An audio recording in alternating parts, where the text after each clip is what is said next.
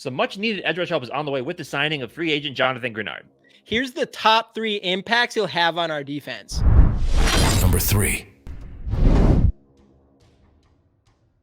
At number 3, edge rusher isn't as big of a need as it was before. Now, the thought process was, I mean, obviously, the question whether or not if Danielle Hunter was going to be here, which we found out now he is not, which we'll get into a little bit later, and just not having a ton of depth there with DJ Wanna being a free agent and then a couple young guys mixing in there.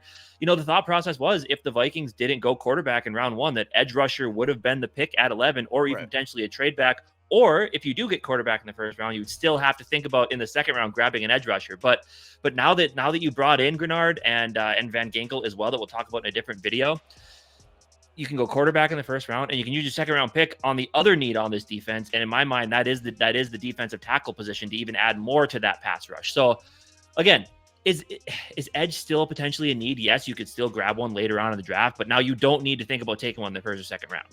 Yeah, 100%. And like you said, like at pick 11, a lot of people had us going edge rusher because, I mean, there's definitely a jump between edge rusher and defensive tackles in this draft. It's a little top heavy as far as edge rushers go. And I always said, like, if we were not able to re-sign Danielle Hunter, we were going immediately, like going into the draft.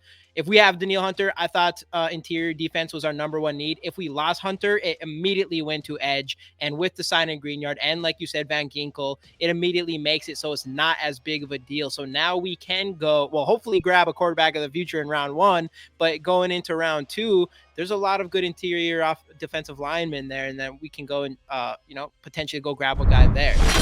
Number 2.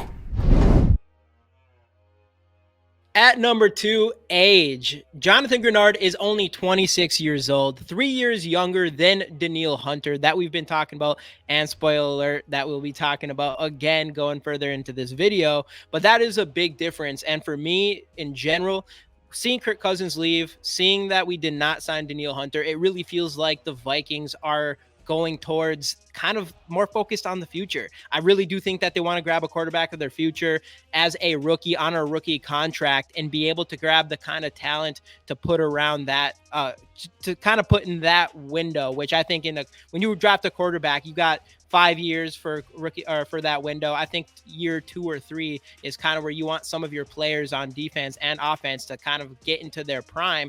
And you got that with Greenard here. And I think that's why it's really good for us. It shows that instead of getting a guy like Danielle Hunter, which is a more of like, hey, we need a win now move, you get one that is like, hey, we need a win in like 2 or 3 years type of move. And that's what I think we got with Greenard. Yeah, absolutely. And like another thing with age is even at the age of 26, he's coming off his best season, 12 and a half sacks, and coming from Houston, playing with DeMeco Ryans this last year. He gets to go from a top-notch defensive mind in DeMeco Ryans to another top-notch defensive mind in Brian Flores. And they both have very aggressive mindsets. So I think with his age and with his productivity that he's had, this almost feels like a much better Marcus Davenport situation to where, yes, he's had some injury issues in the past, but it's not as bad as Davenport. And you feel like he is going to end up being what we thought Davenport was. And I think even better at this point, because he really does feel like this is the guy that was brought in here to be that Danielle Hunter replacement. So the fact you're getting a guy, and again, we both love Danielle Hunter. We would have loved to see him back on this team. He is, Greenard's a little bit cheaper there.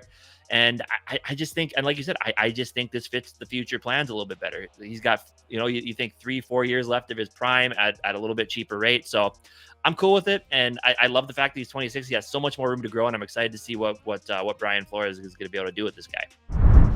Number 1.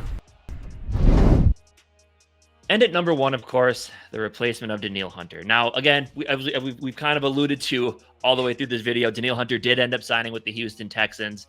So, again, had Danielle stayed here, I still felt like a free agent edge rusher / drafting an edge rusher was going to be important. But now the fact that we brought in a guy like Greenard, who we mentioned before, is firmly in the prime of his career and coming off his best season, and you're pairing him with another vet in Van Ginkel, that Again, he's not expected to be that 1-to-1 replacement for Danielle because it's hard to do that because Danielle is, a top tier pass rusher in this league.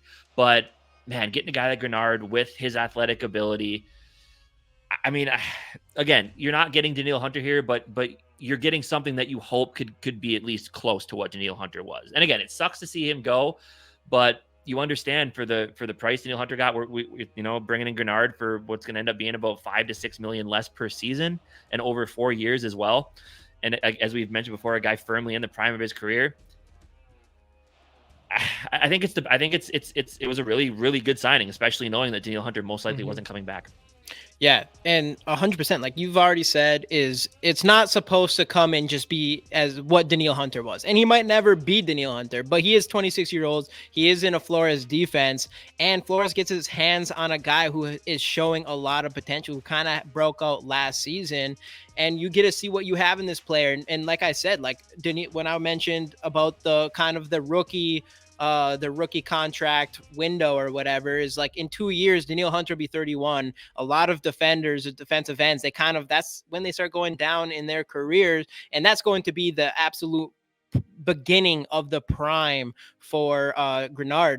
So ultimately, like, I get what they're doing. I don't think you were to ask me who would I rather have, I mean, of course you would rather have Danielle Hunter, but it's for me, I'm someone who has been eyeing the future and does want a rookie quarterback, and I do think Greenard ultimately would fit that better for our time frame. So I'm definitely cool with it, and hopefully Flores can do his best work with him, kind of like what you saw him be able to do with Danielle Hunter last year. Absolutely. Let us know what you guys think about the Greenard signing down in the comment section. See you guys next time right here on the GG Sports Podcast. Skol Vikes.